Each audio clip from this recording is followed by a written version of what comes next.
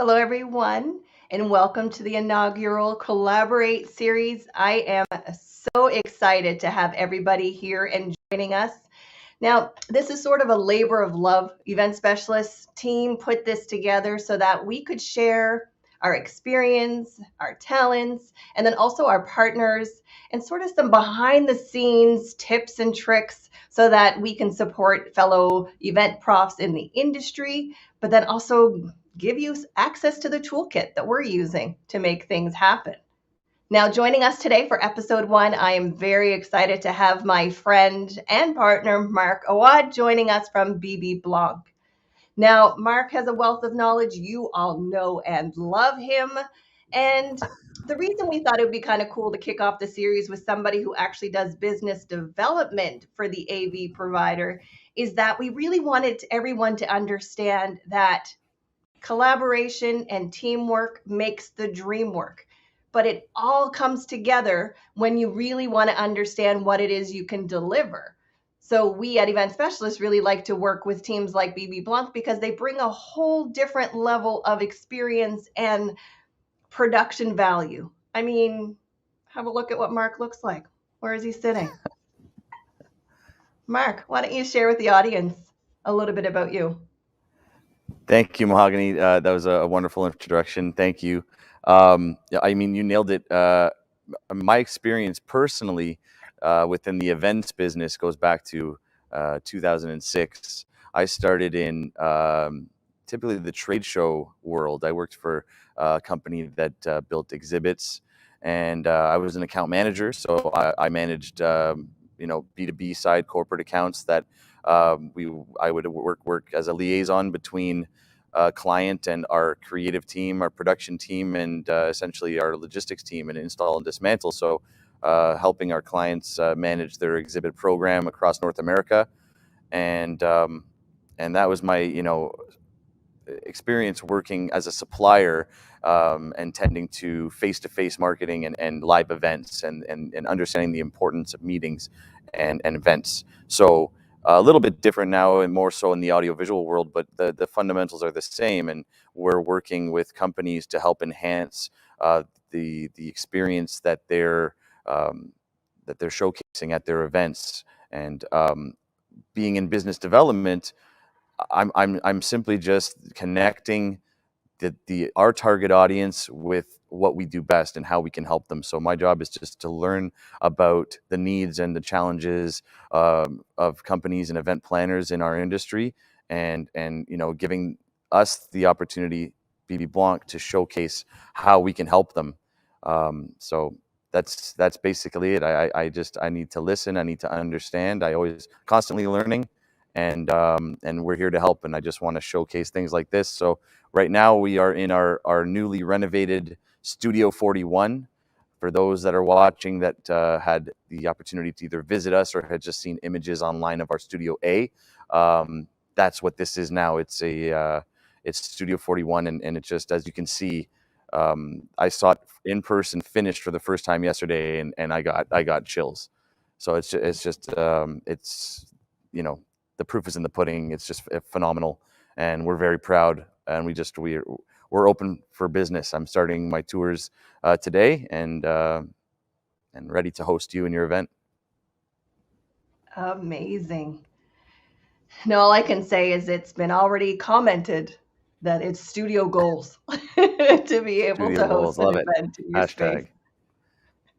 Excellent. Now, throughout our conversation, we're going to go through a few points, and it's really a conversation that's going to happen between Mark and I. It's a panel, and you know what? We want to hear from you too. So it's two-way. As you can see, this space can be designed any way you want to. And for those of you who texted and asked the question, and I didn't answer you, they wanted to know why we actually named it Production Post 2020 PC. They're like, Mahogany, we're not even in 2021.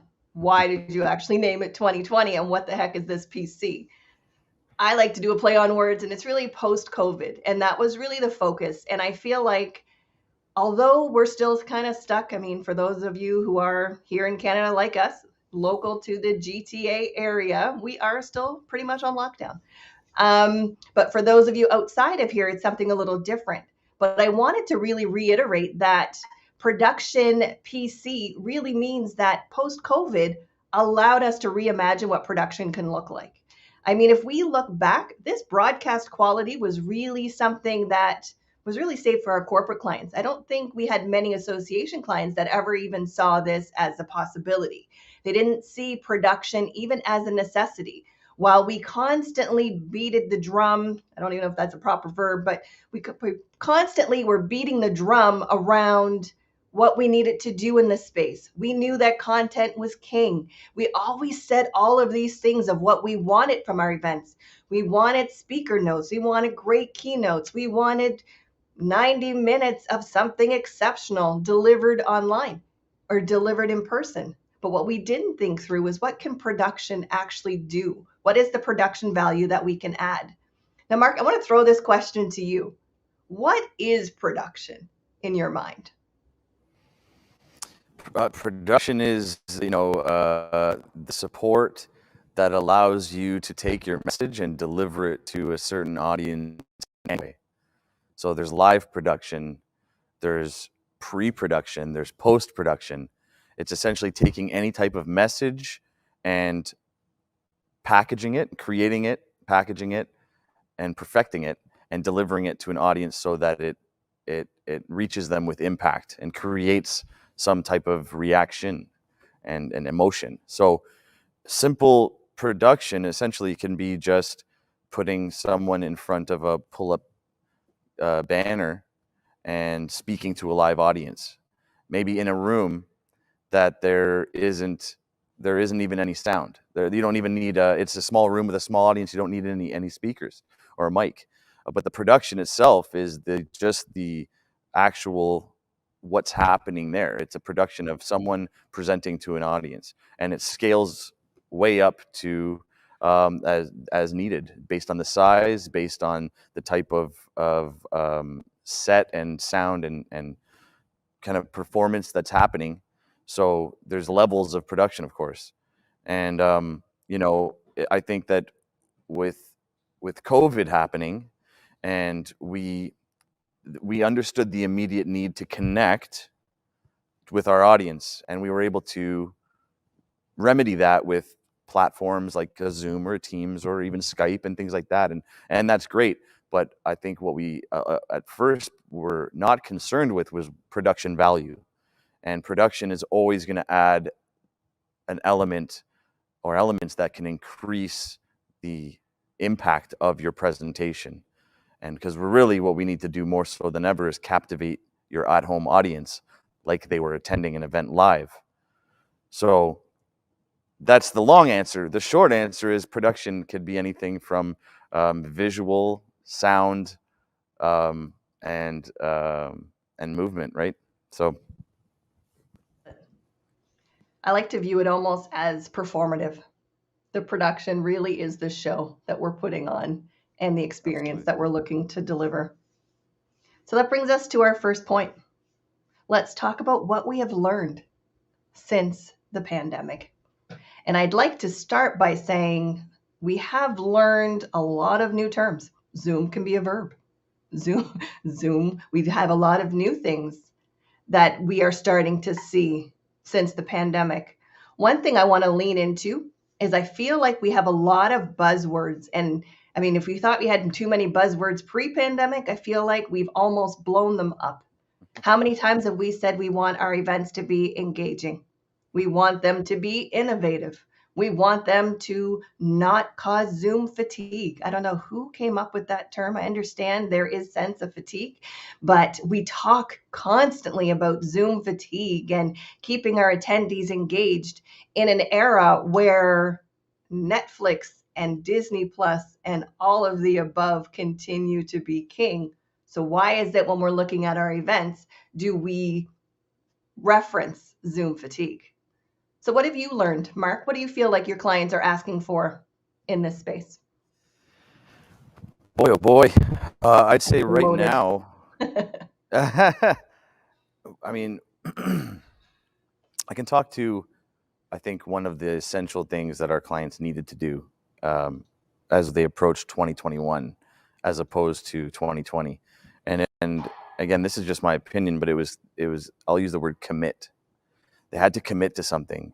We can't keep playing the waiting game, and it's unfortunate that our production, our event, the logistics of it, the scope of it, is dependent on certain restrictions within our cities or municipalities, countries, what have you.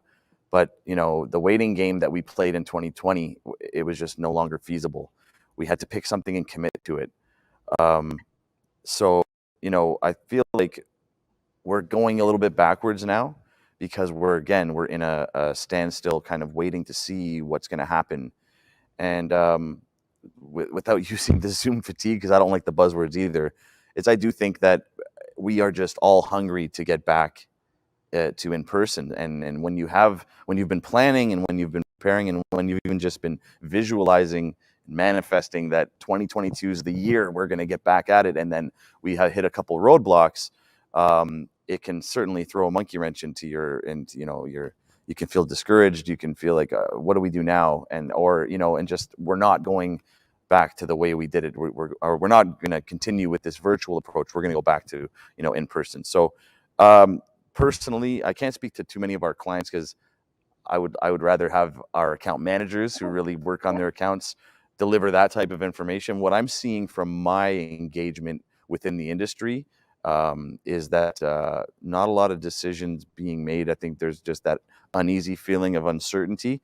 But what we were lucky to work with people who did appreciate production value and were able to take their typical in-person meeting and create something magical and really impactful on the online approach. So I'm hoping for more of that this year, and the ability to get some in-person experiences as well, aka hybrid. Love that. Yeah. Another thing that I found that we've seen over the last year is we talk of sponsor activations and things like that. And this challenge, this challenge and logo soup existed pre-pandemic. And all of a sudden, this space has opened up in my opinion, is actually opened up far more opportunities to really leverage sponsorship in a designed way and in an activation that sort of meets its needs. One thing that I found that we've learned, at least as a team, is that we liken a lot of the production and the value to the quality of the event. And I don't think we truly did a match of a one-for-one pre-pandemic, or at least we didn't always do it well.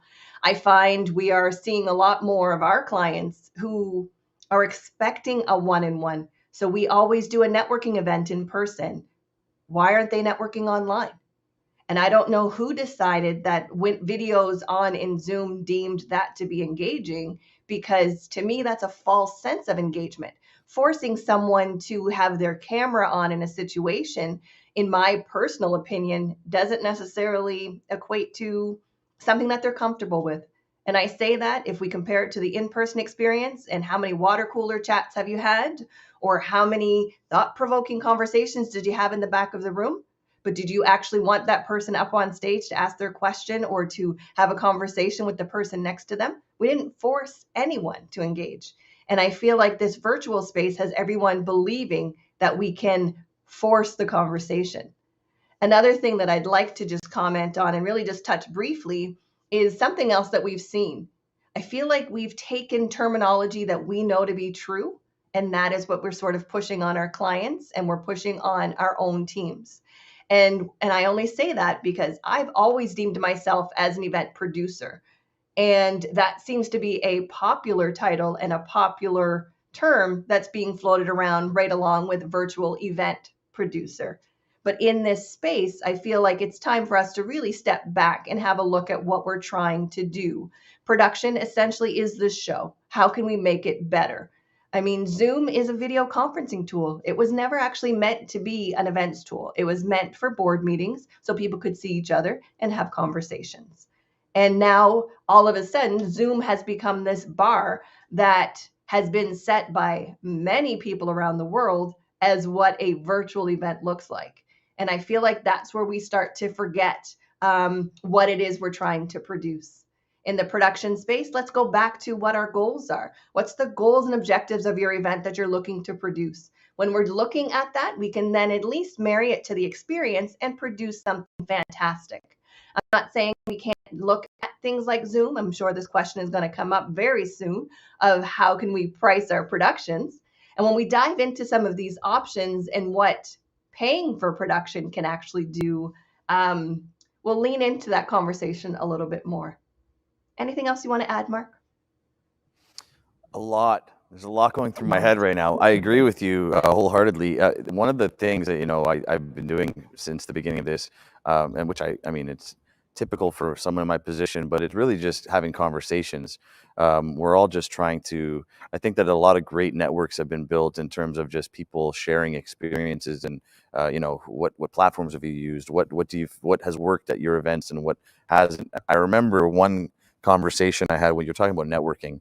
Conversation I had with an association planner, and after their first couple larger scale meetings, where they implemented an actual platform and had a little bit more production, keynote speakers, they would survey their members, and one of the huge things was not enough networking opportunities. We need something more dedicated time and more creative ways to network.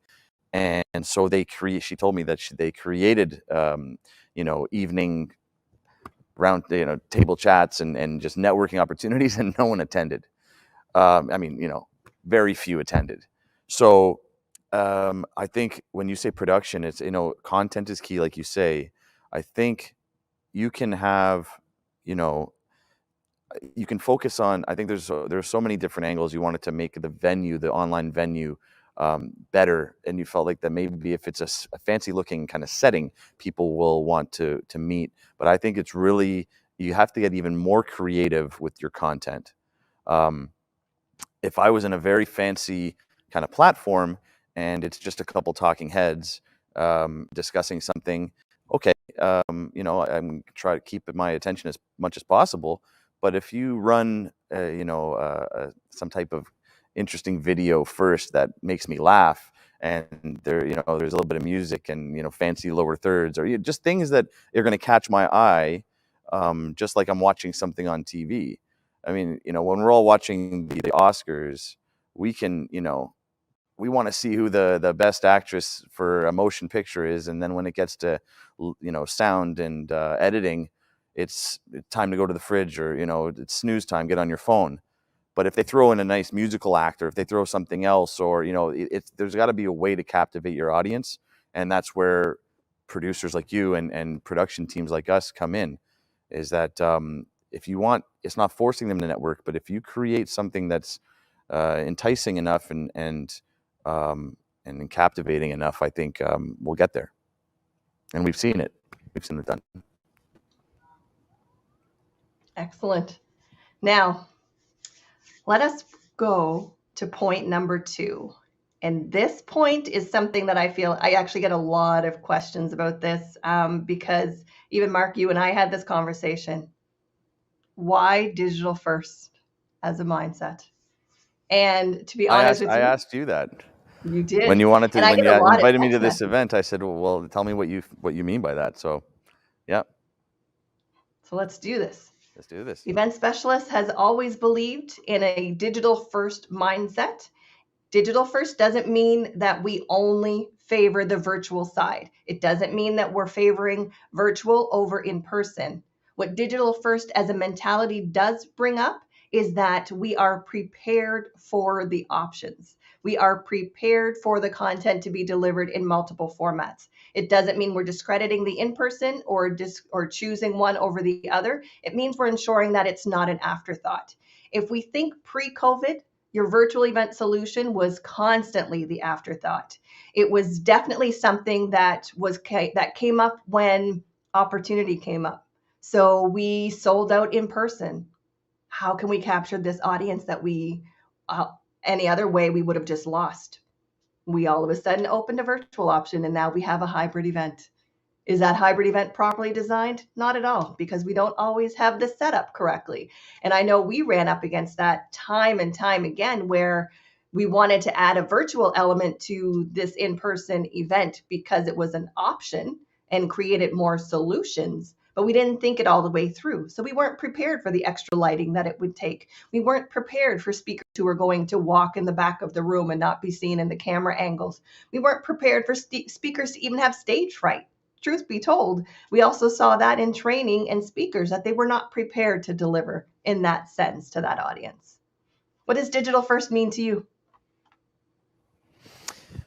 Well, I agree with you. I mean, if we can take one positive takeaway from this is that I feel it's a lot of us, myself included, it's opened my eyes to a new way to reach a grander audience. And like you said, if how many times as a planner or producer have you tried to get a speaker for your conference, but they couldn't make it in time because they had to perhaps, let's say, be back in their hometown at a specific date and time. And now, if they could come in virtually, remotely, what have you, you're going to get that content that you wanted. And I think, like with just, I mean, going back to even just the concept of why we're in this position is because of lockdowns and things like that. Is that preparation um, is key, and time, you need time to prepare.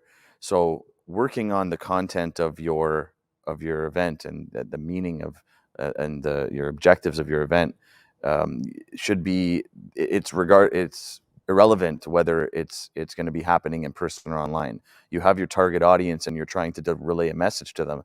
So preparing on that in advance and then working on the delivery, I think is the smart way to do it.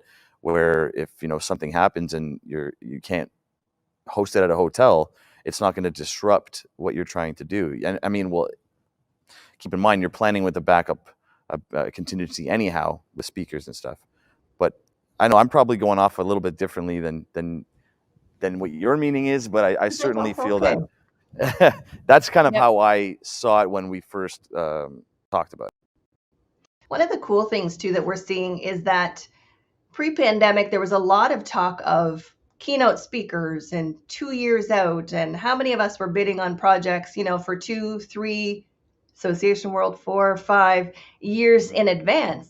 And we were always told that if we don't book our speakers 2 years in advance, we can't have them.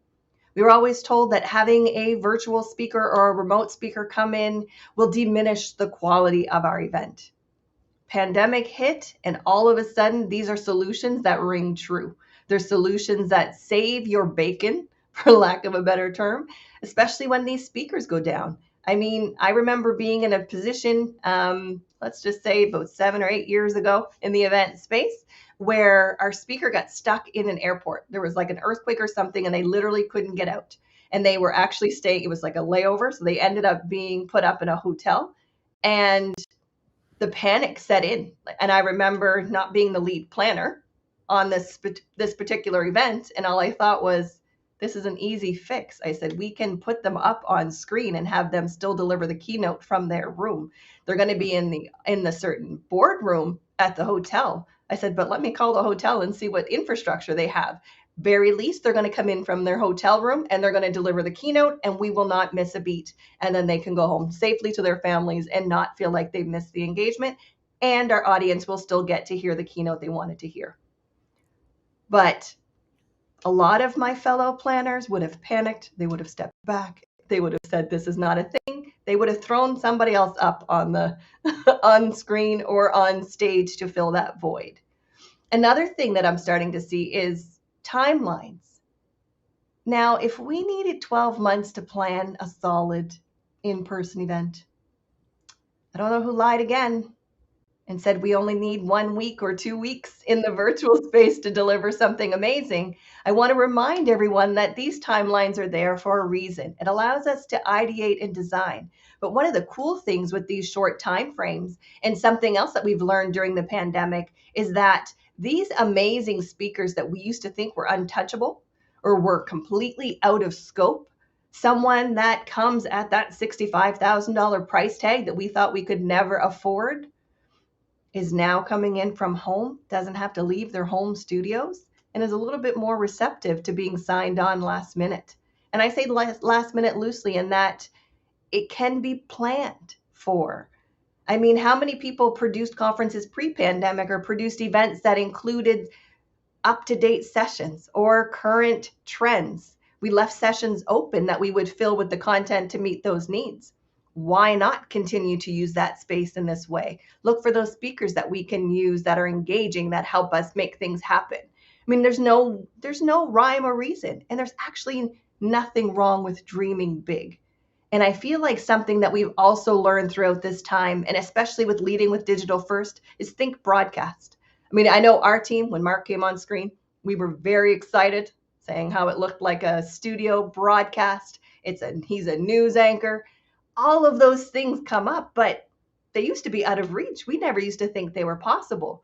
For us in the corporate space, I feel like we were a little bit ahead of the curve pre-pandemic because gaming, corporate in the pharma space, we embraced technology. Hybrid was not an afterthought, and it was actually part of the plan to ensure that we could deliver the education and the content we were looking to deliver. Have I belabored the point enough on this digital first, Mark? I absolutely. I mean, one of the things that I was trying to do in the past couple of years is not just ask people what their challenges were. It was what's working, and if you talk to the people that executed virtual events that worked, their mindset has completely changed. When they, like you said, it's going back to in person. It's going to be hybrid moving forward for them. Um, and like there's another thing that pops into my mind. Sorry to jump from one thing to another, but it's even going back to the networking. There was an idea that I had, and I brought it forward. I won't get too into detail, but it was it was a hybrid. It was one of my first hybrid events or events that I attended in person last year. It was closer to the end of the year, and I had attended events virtually all year since 2022. This was one of my first ones where I was back in person, and I knew there were people online. And I said to the planning team, I said, what would be cool since this is, I'm going to be getting what we all want, which is that in-person experience, the networking, cheersing with a glass of wine, what have you. And I've also had so many where I was at home and I felt like I was missing out on those times. I said, why don't we set up a station where the in-person attendee can go and look at the Zoom board. You can create different rooms or stations where people go into the chat rooms virtually and they can see me because there's a camera set up for me who's in person, and I can see them, and you get to actually intermingle between online and virtual. Now, mind you, this was a smaller event where this I think would have been doable. If you're getting into these super large conventions or conferences, it might get a bit tricky, but just keeping it in mind that if you're going to expand your reach and you're going to have that typical, annual conference that always brings out around the same amount of people, and that by having that virtual element, you can now grow that expansion of audience in total. If you really want to kind of marry the two and have an equal experience, having the digital speakers versus the in-person speakers, allow the in-person audience to watch a virtual session, allow the virtual to watch virtual and in person. You got to mix it up, and I think it's all part of planning. I mean, if you talk to a planner, I think it's the number one goal is to keep things fresh. So we wouldn't want to get stale with doing the same thing, no matter who our audience is, whether it's membership-based, client-based, investor-based. We can't keep doing the same things. So now is a time where we, like you said, we have the technology, we have the practice. We've a couple of years now of testing things out and seeing what works and what doesn't. So I think that I'm excited when we have the freedom to choose to do the event how we want. And I believe that digital first is going to play a huge factor, at least digital. I'm hoping we put it first. Absolutely. I love that. You did say something that I just wanted to add as well, in that we lead with what's not working. And I really like how you reframe that to lead with what can work well. Mm-hmm. I know for our team, one of our core values is starting with what you do well. And we believe that everyone has something that's sort of their secret sauce, and that's what they bring to the event. And we like to bring that to the forefront versus having it take that back seat because we're afraid to say what we do well and really hone in on that. One thing too that we've also learned when we think of a digital first mindset is that not every event actually has to happen. And I know I may ruffle some feathers in just saying that not every event has to be an event. Maybe it can be served as a marketing campaign. Maybe it can be served as something else. Maybe it's served better in the professional development.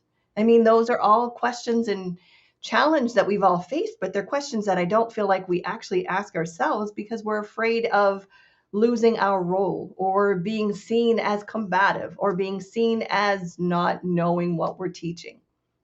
Now, I do have to shout out to the event specialist team in the chat. We appreciate you. I will say, live events, just like anything else, even when we're producing for clients, don't always go 100% as planned. So those of you who are on the new Vimeo platform that we are producing from and also watching from, you are able to see the chat. Those of you who join from the event specialist website, you might have to hit refresh so that you can actually see the chat. Things happen in the real world, but we keep it moving. On to the next point. And we're going to dive into this one a little bit more. This one, we'll just have to say, I think we actually have our wrong title. How can we increase our ROE? And I say ROE loosely for those of you who are new to this terminology, return on experience. We often talk about return on investment, and we know that will be a question that will come up very soon. But how can we increase our ROE? Mark, what do you find? And I'll say this as an attendee, I really love how you leaned into you being at events in 2021 and what you expected to get from the events. So what would be excellent ROE for you?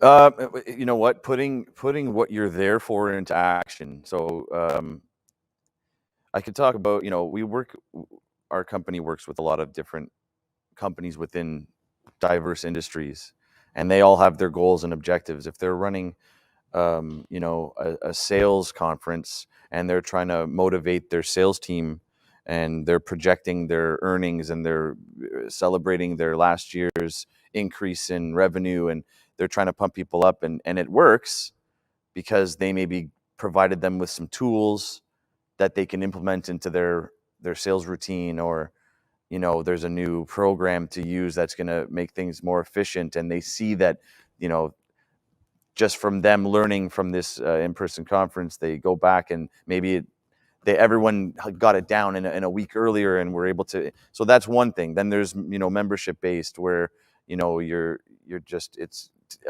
something for excitement and energy, and you're just getting feedback of people that are they had such a great time that they're introducing colleagues to join this association. And then you have something where you're selling a product or a service. So there's so many different, I'd say what your return on your experience is a return on your investment. You're investing in the service to create an experience. For me, my goal usually when I'm at events, and for anyone in the audience that has seen me at an event, I mean, I'm there for personal development, professional development, and networking. Those are the three key things.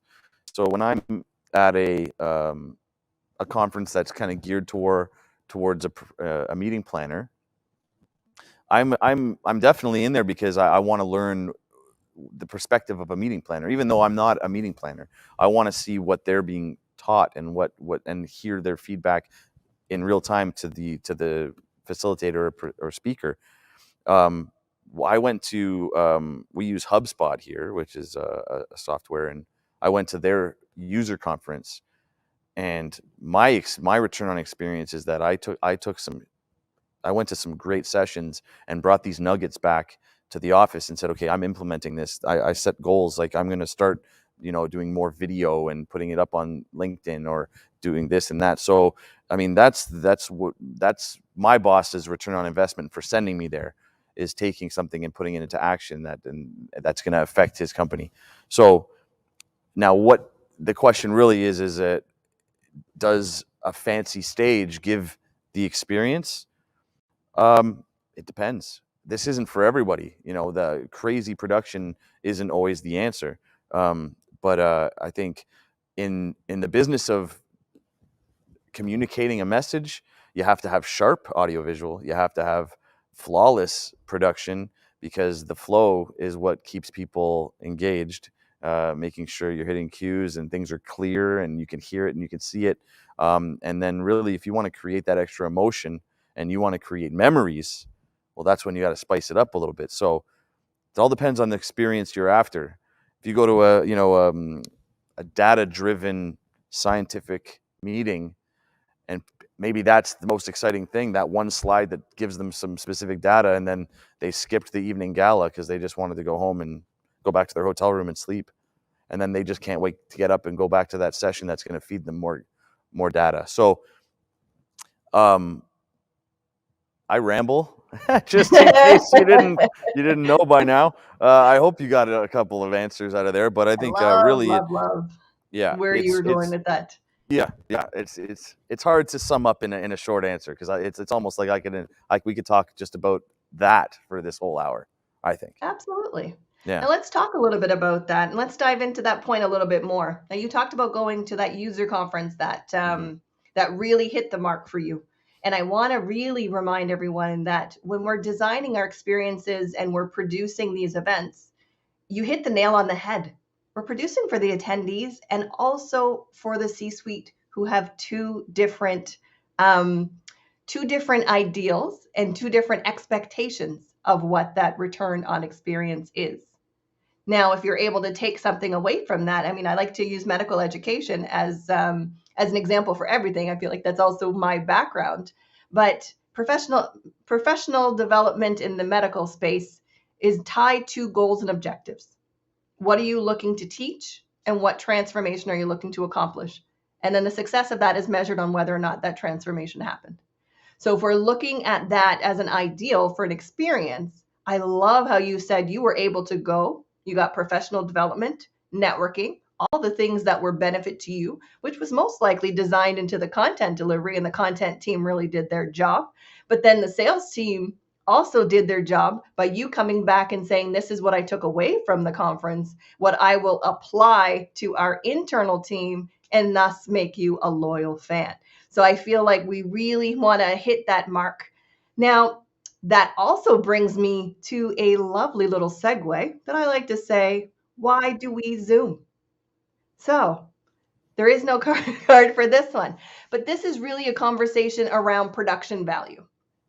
A lot of times we've gone back and forth with, what does it mean to add production value? When we look at something, and let's go super basic. Let's start with a Zoom meeting. A Zoom event can be done really well. It can be done on its own. You can use the features and the structure of Zoom as it stands with your internal team, and you can run the event as you see fit. You can play videos, you can play music, you can play slides. Even the intro that we had at the beginning of this event, you could actually do something like that in Zoom and still give the quality you're looking to have. Let's step it up a notch. We're going to go Zoom webinar. Zoom webinar is a one-way communication, kind of like this one, whereas you have chat features and you can deliver a little bit more of a polished look. Truth be told, we're going to step it up one more notch. You can actually work with a team at like BB Blanc, who will bring technicians to elevate the game in Zoom. Now, we can stick to the standards and we can have something pretty put into Zoom. Technically, this produced window can be in your Zoom, and you can have a Zoom feed that looks like this. Or you can bring your speakers rather, to the studio. Studio 41.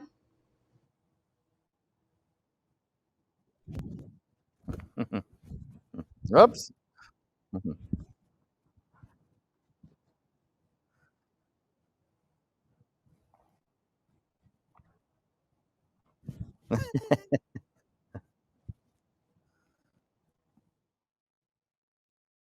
And then also the ROE for your team, for your C-suite. You're producing something that allows them to properly elevate their own brand. Now let's continue to elevate this production. Now we've kept it simple. We have basic overlays, we have basic images and imagery that's happening, we can add a little bit more movement and things like that. Things that you saw in our intro, things that can be produced in advance. We could have pre-recorded Mark doing a walkthrough of the studio space to add depth to the presentation. Yes, all of these things start to add costs and expectations, but they're all ways to elevate your brand. Now, Mark is sitting in the studio, me, planner. I could technically also be in the same space over at BB Blanc where there are plenty of boardrooms and other rooms to use, and I have a green screen behind me. That green screen can be popped up in any of those spaces over at BB Blanc so that the producers have direct access to the team, so that we know what's happening, so that there's no, I guess, lag or time delay between what is happening, and we can call the show as we normally would.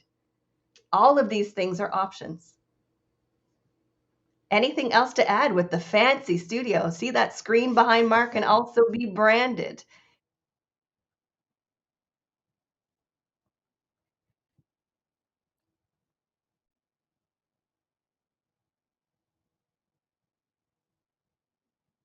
Ooh, when we see the CEO come on screen and it looks beautiful. Mark. Well, what's interesting, what we've seen with some of the events that we've worked on and produced even ourselves, utilizing studio, utilizing pre-recording elements, where it's we were having those conversations very early on in 2020. It's to pre-record or not to pre-record, and and when it comes to Zoom, and what you're saying about Zoom is, it's a means to also just deliver content. So you can certainly put a full-blown produced 1 hour event, like something like a TV, or a movie production, and just play it through Zoom without chat, without any, just on one window, full screen on your laptop, and you can sit at home and put your legs up and watch this production.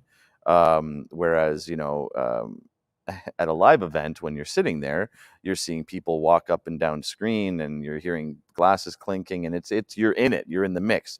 So those are things that if you were watching a production on television, like a late night talk show or something, they don't want you to see that stuff. They want you to see the good stuff, and they can use different camera angles and movement of lights and things like that. And when the person's done speaking to the guest, it cuts to commercial. There's no like the guest fixing his shirt under his, so again, I'm rambling, but so with the studio, I mean, we've done a lot of events in a lot of different spaces throughout our facilities. We wanted to create a professional space. Going back to production value, I feel like I have three things that we're talking about. We're talking about kind of like what you can do within a studio, how we can put an event like this together, which ties to production value, and then of course how to watch it. So for me, it's always going to be what's in the box, not the look of what's surrounding the box. That's just me. No knock on no knock on any of the platforms out there. There's definitely some great ones. But it's what's happening in that box. So if you've got like another thing we could have done, Mahogany, that you left out, is that I could have, instead of people watching us on two windows, we could have had them watching on one image, full screen, and I could have your window behind me on the screen, and I could be talking to the screen. So there's so much flexibility you can do with production. Production value, again, is just you're adding the element of wow. One thing I'm glad I just remembered this. I was in my mentally like, hey, remember to say this. One thing that coming from the trade show industry, one thing that one of my old bosses, my mentors, what do you want to call it, told me was there's a reason why when you go to these big trade shows and there's 200 to 2,000 exhibitors, that it's always the top companies that have the biggest spaces. When you go to CES or when you go to these big, huge, massive exhibitions and conventions, it's always the Microsofts and the big companies that are already well known that spend millions of dollars on their booth, when really they put up a sign and people want to know about Microsoft because chances are they're using Microsoft or Apple. So they don't need to spend. They already have the brand recognition. They're a leader in the industry. Maybe because there's competition in the world and because they're representing something, they believe in their brand being at the forefront of something that you can only deliver it with impact. That even though I'm gonna go out and get an iPhone anyways, when I go to their store, I want to be wowed, and and that's through service too. I just love that interaction I had with that representative there. They took care of me. That was such a great experience. When they could have been, I'm gonna swear, they could have been shitty, and I would have gone home and gone, little prick at the Microsoft store, and I'm still gonna buy, or at the Apple store, I'm still gonna buy it because they have that brand power. But they still invest in their brand, and that's the same thing with events. Is that if you're trying to create a memorable experience with your audience and you're trying to represent your brand and you want people to be able to spend more to attend your brand in 5 years because inflation is happening, so and costs are going up everywhere, which means that registration might go up, and you want people to see value in what you're doing enough where they're like, okay, I'll put a little extra in because that was one of the most fantastic events I go to every year, so so you can interpret that however you want. It's going to always sound different coming from the guy who this is what we do, than anybody else. It's always going to, we obviously believe in what we do, and we see the results. Working Absolutely. with recognizable brands and companies in Canada here that when we started working with them, their events looked very different than they do now because their planners and their marketing folks and their teams were able Mhm. to ask for more budget, deliver a product that That's right. wowed the people that were important to them, their bosses, and then they were able to justify getting a little bit more every year to make the event better.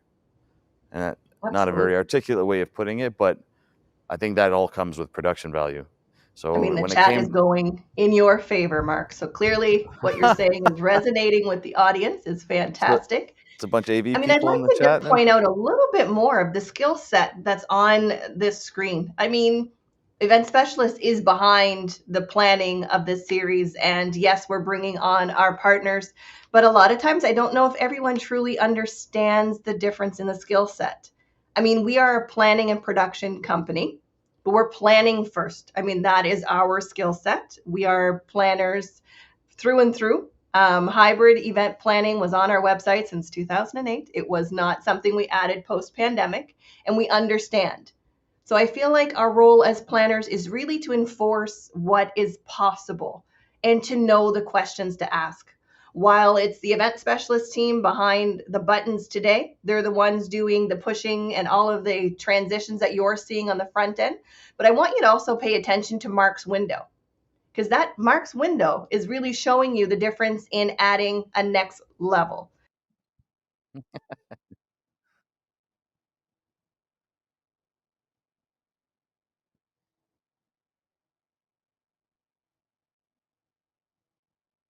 There's multiple camera angles, or we're just changing our one camera angles, but we have those abilities.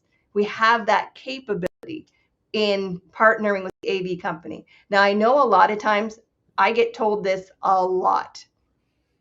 We do not want to talk to the AV company, or they are going to gouge us. It's going to be too expensive. We do not have that abilities. I have a projector in my office. I can do this. However, I'd like to remind everyone that not every AV company is out to get you. I'm a planner, and truth be told, I would have owned an AV company first had I known more about the AV world when I went into this industry. It is something that I absolutely love and see value in. So don't be afraid to ask your AV partner those questions.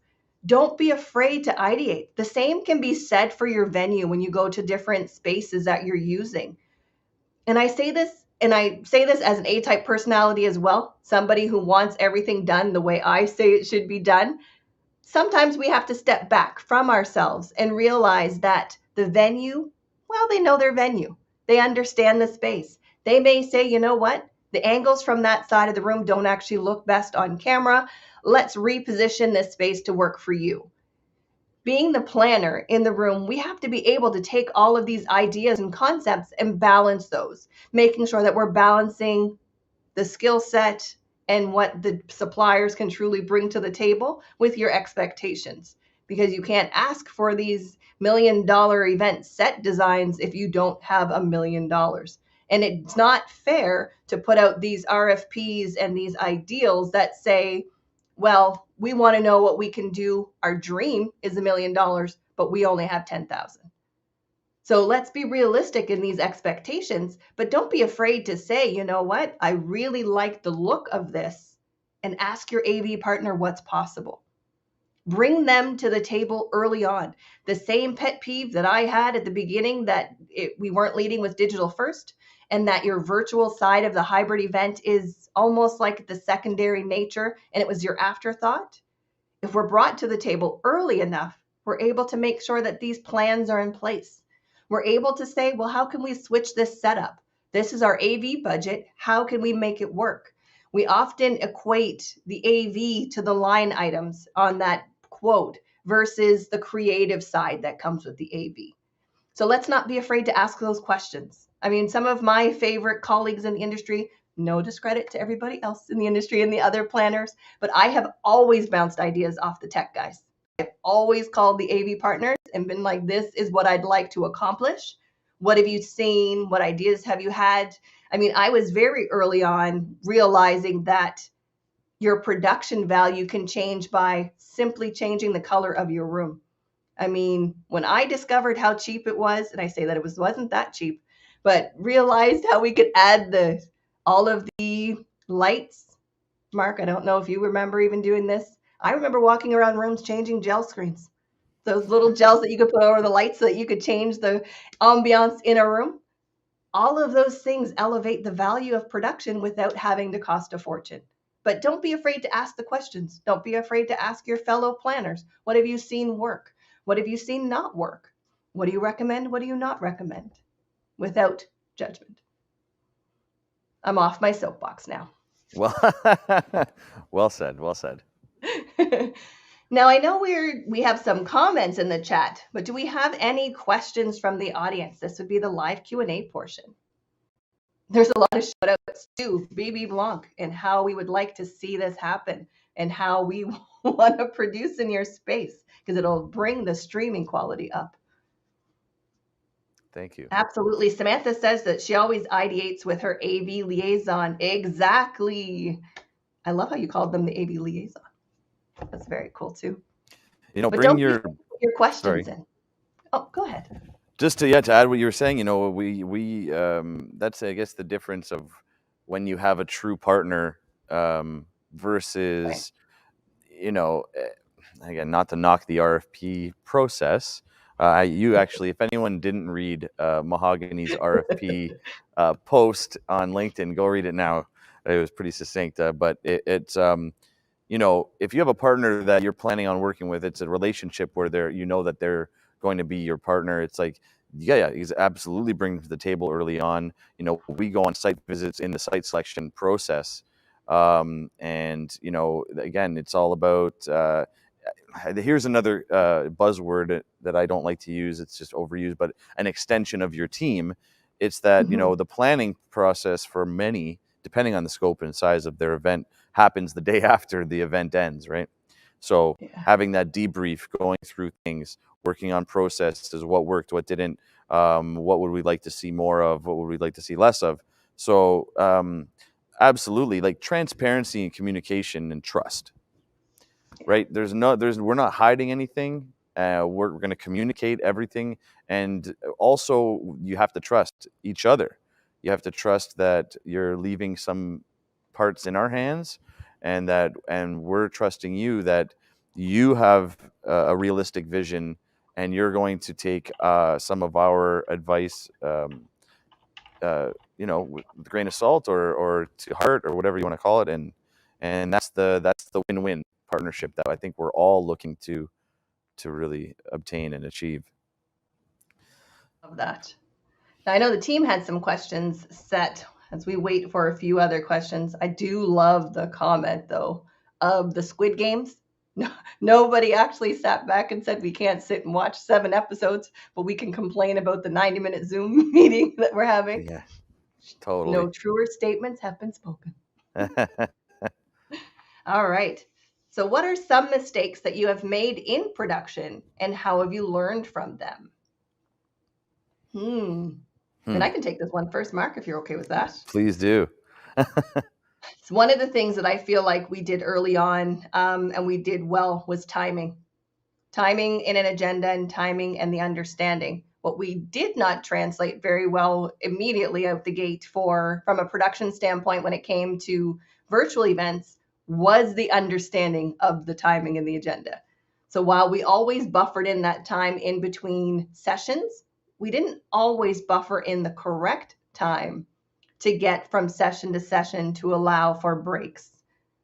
One of the other biggest mistakes that I can honestly say that I did not take for granted or that I didn't even realize was a factor was certain modalities and ideas that we put into our virtual event design. Now, we lead with the idea of what the goals are. And the example that I can use is the thought of this speed networking. Speed networking is great in concept, it's a great idea, and it works really well for a lot of organizations. And it's something that we put in when we feel like our audience loves networking. Something I didn't take into account is the attendee who has an anxious personality and the amount of anxiety that speed networking can create by forcing those randomized and that fear of somebody coming up that you don't like, you don't know, or you don't want to talk to. I actually didn't put that into any of the designs. And I actually had to go back to an event that we used to produce for a large pharmaceutical company. And their conference every year started with noisemakers. We'll call it noisemakers. You all know those incentive trips. You come in and it's the wow room, whatever you want to call it, because everybody has their own term for the cheer team that welcomes everyone in. But I know that one pharmaceutical event every year, I had about a handful of attendees who I actually remembered year over year, who I would be prepared with earplugs for them because just the noise of the beginning and the opening of their sales conference caused so much anxiety that they knew they had to be there to keep their job, but it didn't mean they couldn't do their job. So I'd like to really just think of some of those things. And I know it's production, but those things all come into play. Even something as simple, I mean, we remember the Prezi motion sickness that happened when everybody decided to try the tool Prezi in their presentations because it all of a sudden made things better. But that exactly is. So what are you seeing, Mark? Any mistakes that you can share? um, that'd probably be more of a question for our operations team, like the folks operating the shows. I can speak to I'd say even my mindset, some of the areas that I think I was thinking poorly was early on in the pandemic, wanting to be first, just wanting to. Well, we're doing this. Come, like we're doing it. So don't worry, we got it under control. And even though we had experience with virtual events and streaming, we had streaming technology prior to COVID, but definitely not at the capacity that we're doing it now. So definitely working out some kinks. I wouldn't say they were mistakes. I'd say they were learning experiences.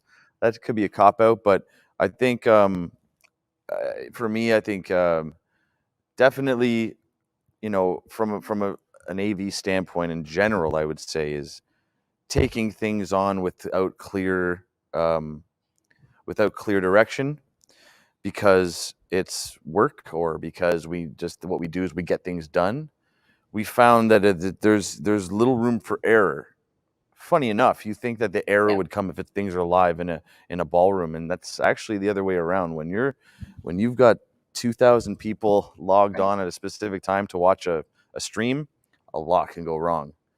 So, not getting the graphics when we gave a cutoff That's day to right. get the graphics, or not doing tech checks, or those are the types of mistakes you do that could create interruptions in your production. I think, I think we've got a really great grasp on it, but definitely without getting into specifics, That's it. just take your time and definitely no, don't panic. But we definitely need lead time and preparation and things like that. That's what I'll leave it at Excellent. that. Now I know we're at time. I will say one of the other biggest mistakes that I saw, and I won't even call it a mistake, is hardware versus software.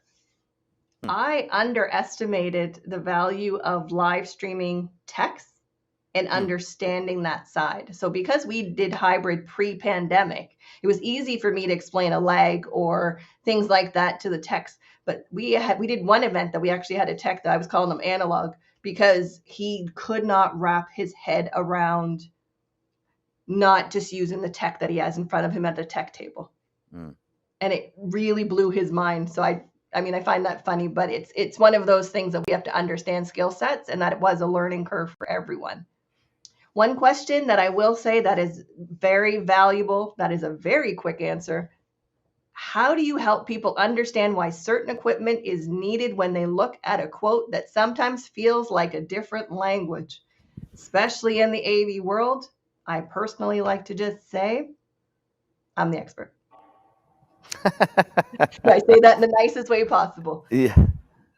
Outlining the quote, we don't always have to understand every line item. I mean, I say that as somebody who loves to look at an AV quote to see what the technology is, what cables are used, all of the above, but not everybody needs to see and understand that. One way to help them understand is that it'd be like asking somebody to understand everything that happens in your TV. Do you know all of the cables, what they attach to, why they attach to them? You just know they're there. So we don't question why we have an additional cable that runs to the cable box looking at our TV. So we don't need to always question. I mean, yes, be mindful of what's in your quote, but ask what is necessary and lead with, I would like to only have what I need, not what I want. Any final words for the series, Mark? I'd like to address that question, Yes, I if knew I you would. may. And if I see that we're We are already at time. danced, so we are at time. I think it's kind of a damned if you do, damned if you don't type of thing. We if we were to summarize very quickly in a few words what you're getting, and there's a big price tag on it, I think people will think like, where's this money going? And I think a lot of AV companies use software or programs that do a full printout of every piece of inventory that is involved in that in that order.